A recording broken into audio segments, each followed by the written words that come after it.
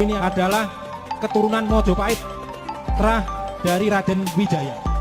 Raden Wijaya menurunkan Ki Ageng Buwono Keling, Ki Ageng Buwono Keling menurunkan Ki Ageng Sambi Gumelar, Ki Ageng Sambi Gumelar menurunkan Ki Ageng Jati Gumelar.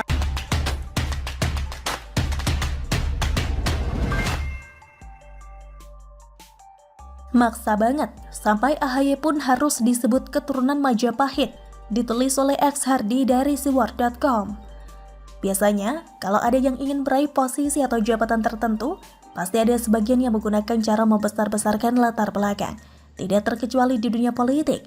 Ada video yang sering jadi perbincangan di mana seorang kiai menyebut kalau AHY masih memiliki keturunan Majapahit. Dalam video singkat itu menampilkan seorang kiai sedang menyambut kedatangan AHY di sebuah pondok pesantren.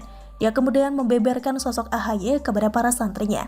Bahkan kiai ini membongkar identitas AHY yang masih memiliki darah biru dari kerajaan Majapahit. Kita kedatangan tamu tokoh nasional. Siapa beliau ini? AHY. Beliau ini merupakan keturunan Majapahit, terah dari Raden Wijaya. Raden Wijaya menurunkan Ki Ageng Buwono Keling, lalu Ki Ageng Buwono Keling menurunkan Ki Ageng Sambi Gumelar, terus beberapa generasi lainnya karena nama-namanya sulit dihafalkan, katanya. Bukan hanya itu, dia mengatakan kalau AHY juga merupakan keturunan Nabi Muhammad SAW. Bapaknya Kiai Hasan Besar itu nikah dengan Saripah, keturunan Rasulullah. Jadi beliau ini, AHY, masih memiliki darah keturunan Rasulullah, katanya. Karena merasa takjub dengan AHY yang memiliki keturunan Majapahit dan Nabi Muhammad, dia memberikan dukungan kepada AHY untuk memimpin negara Indonesia di masa depan. Secara bibit AHY ini sah sebagai pemimpin masa depan, katanya. Saya tidak tahu apakah ini benar atau tidak, tapi rasanya ini berlebihan meskipun kita paham kalau orang yang mau mengejar sesuatu pasti biasanya cenderung melebih-lebihkan sesuatu. Lihat saja pas pemilihan calon ketua OSIS saat sekolah dulu, masing-masing calon akan pamerkan prestasi dan menjual visi misi. Bahkan banyak yang lebay sehingga terlihat koplak. Mendengar ini saya jadi teringat dengan Prabowo dulu. Prabowo diangkat derajatnya terlampau tinggi hingga kedengaran konyol dan malu-maluin. Dia dibilang capres hasil ijtima ulama dan direstui ulama.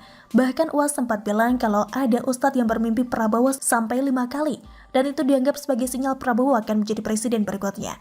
Bahkan Amin Rais dengan muka tebalnya menjual narasi partai Tuhan dan partai setan. Dan sebab itu cuma omong kosong. Prabowo kalah lagi, gagal maning. Semua jualan yang berlebihan di atas dikenal sebagai hal paling memalukan dalam sejarah.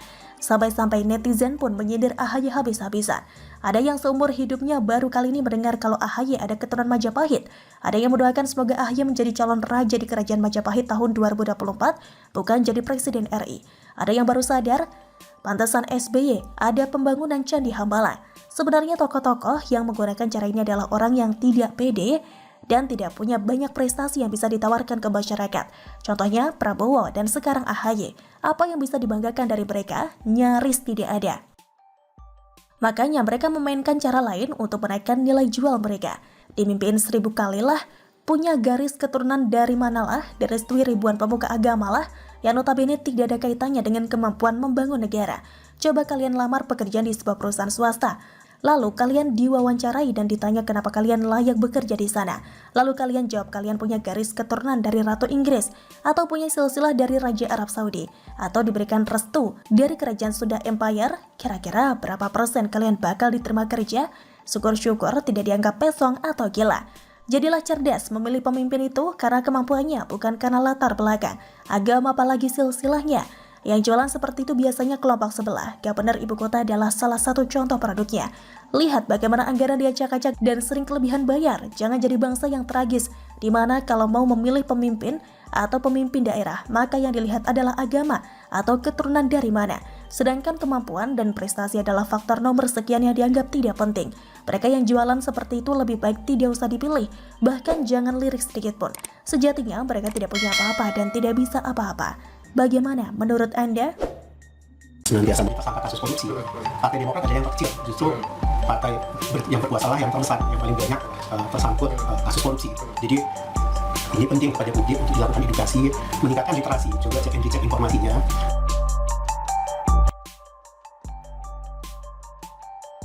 di compare antara satu partai dengan partai politik lain yang kader-kadernya tersandung kasus korupsi, sebenarnya partai mana yang paling banyak, termasuk kepala daerah yang tersandung kasus korupsi yang banyak, termasuk ketika situasi sedang mengalami keadaan darurat, ketika terjadi pandemi COVID-19, rakyat harusnya dibantu, malah menyolong bansos, itu partai mana? Itu yang publik harusnya well educated untuk.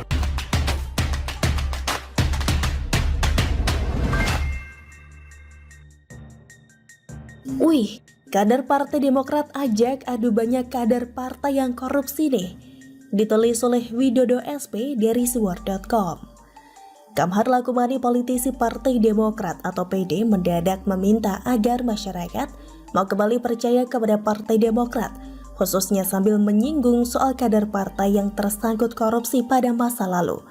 Di mana saat itu PD dipimpin oleh Anas Urbaningrum, dan jangan lupa siapa Presiden RI saat itu.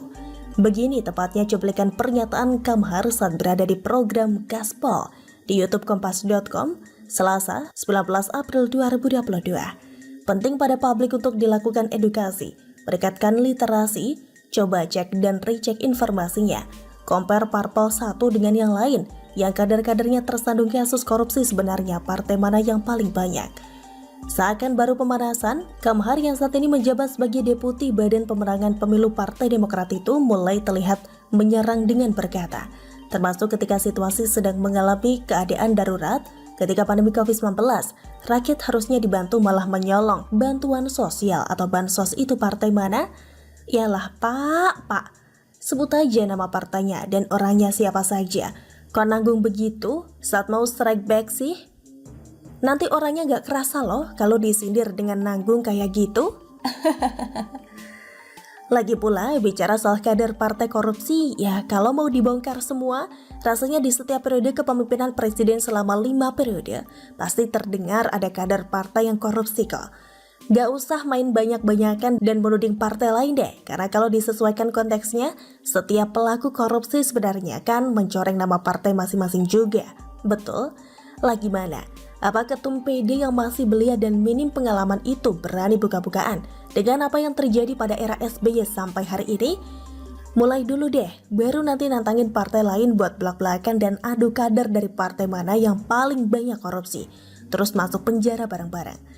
Sebenarnya dengan menudingkan jari ke partai lain, tanpa sadar sedikitnya Pak Kamhar sedang mengarahkan 3 jarinya ke arah diri sendiri, dengan fakta bahwa sampai hari ini kondisi PD juga nggak lebih baik dari Golkar, Gerindra, atau PDI Perjuangan misalnya. Lupakah dia dengan cara AHY naik sebagai ketum PD beberapa waktu lalu? Bagaimana dengan prestasi kader berusia muda di Kalimantan Timur yang tersangkut korupsi belum lama ini? Hasil kong kali kong dengan pejabat daerah setempat? Sudah lupa jugakah dia dengan kader PD Tempo dulu yang diduga kuat membawa perkakas ke Menpora? Bahkan sempat ditagih buat mengembalikan semua perkakas itu. Mau adu banyak perkakas atau gimana? Hayo! Jangan lupakan pula dosa abadi yang dulu pernah terjadi pada kader PD yang